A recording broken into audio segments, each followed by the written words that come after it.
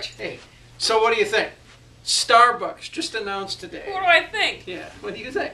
Starbucks announced today that they're increasing the prices of their coffee. Really? Because instead of $12, it's going to be $47 Yeah, I guess, or something like that. for a cup of coffee. Here's what they said. They're going to increase the price of their cup of coffee. Okay. And internationally, I think the price of coffee is going down. It's down. But they said that they're increasing it because of increased real estate costs, i.e. rental and that type of thing, and labor costs. So here's a question I was thinking about when I heard that this morning.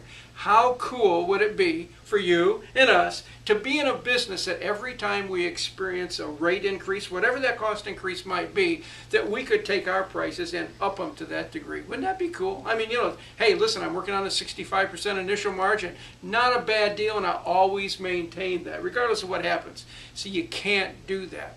But that would be great to be able to do. But Starbucks lives kind of like in an envious position, and some businesses do, because you see, Starbucks kind of sells a unique experience and a unique product. If you want the Starbucks coffee environment, you've got to go to Starbucks. You can't buy it on the net. You can't go down on the street. You've got to go to Starbucks. Yeah, it's interesting that you said the Starbucks environment, because you can buy their coffee everywhere on the planet, hotels, in grocery stores, K-Cups.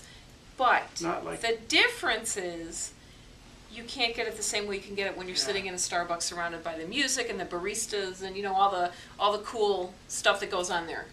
That's the difference. So now you can go pay a little bit more and sit around all the people with their laptops open writing their books or whatever they're doing in that place. I mean, that's what they want you to think. Sometimes they're just sitting down having a conversation. Yeah. So cynical. I know. Okay. Yeah. But most of us can't just arbitrarily increase a price because we've had increase in cost. We can't do that. It would be really dangerous. It probably cost us a lot of market share, because most of us live in environments that are kind of commodity driven, and what we mean by that is that what you sell and what we sell, and well, it can be bought in a number of different places, and sometimes the very exact same items can be in the retail environment. That's why appliance stores can adopt that principle, because they live and die by comparisons and showrooming customers. Or not only appliance stores, but carpet stores, craft stores. It doesn't matter what business you're in. It's a commodity. So here's the difference. If you're selling a commodity and everybody on the planet sells the same thing or has the opportunity to sell the same thing, the only thing that you can do is differentiate yourself from everybody else and create an experience. You've heard us say that a million times. It's an experiential marketplace, and the experience that I get from you in your store, I can't get anyplace else, because nobody is unique as you are. I mean, you think about things like tires, right? If I want to buy tires for my car, I could go down to the local tire store, the local big box store that sells those things, and look at them all on the wall, and you don't expect that tires shopping is going to be an experience, but it can be. Because on the West Coast, there's Les Schwab tires, and I don't know if you've read about them, you should Google them. They come running out to your car to greet you, and they do all kinds of other cool services, and they make themselves different from everybody else. We were just in Minneapolis, Minnesota, and we had the opportunity to go to Glam Doll Donuts. Glam Doll. Glam Doll Donuts. It's I love so cool. 50s, the 50s joint.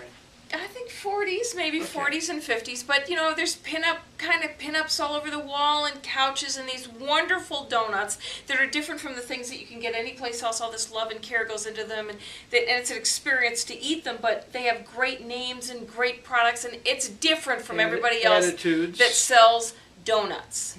And everybody on the planet talks about Pike Place Market in Seattle, right? Because you can buy fish at your grocery store, but you can't go to a place that throws fish at people. Now, we're not saying that it's a good thing to throw things at your customers. Don't do that. It's bad.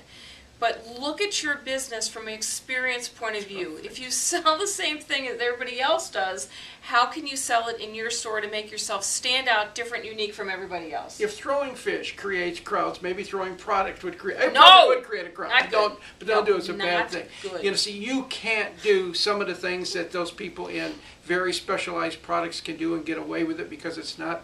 Well, you can, but you don't necessarily need to do those things. Just be unique to yourself and create your own experience. And that's what you have in common with like Les Schwab's and Pike's Place and the other places that we talk about, is that what you can do is create an environment They have the same philosophy. That adds, that's right, the same philosophy that adds to the product something that can't be duplicated easily. So they can't go down the street and get it. The uniqueness, it's an experience. So that if a customer is used to coming to you and they happen to go to a competitor, and it does happen, they walk in a competitor and make a purchase or don't make a purchase, they feel shortchanged. You know why? Because it wasn't the same. It wasn't as cool. And that's the philosophy, Cool. George. So find out what makes you unique. Now, you may already have a picture in your head of what that thing is, but you know what? Ask your customers. What makes my store different from everybody else's? Ask the people who work in your store. What could we do? What could we do? What would you do if you own this joint? And what can we do to make us stand out? To elevate up higher From everybody else. So here's what we want you to do. We have a blog, retailadventuresblog.com.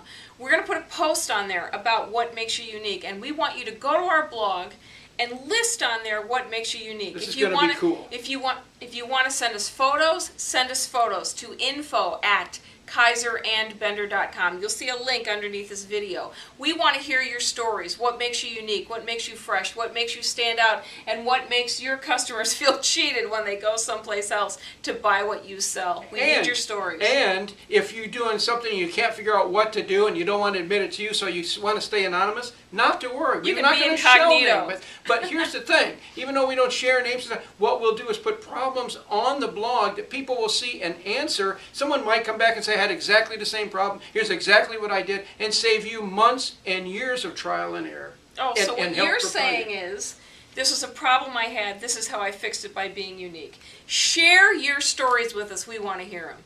So look for the links underneath. Until we talk again, I'm George Ann Bender. And I'm Rich KIZER.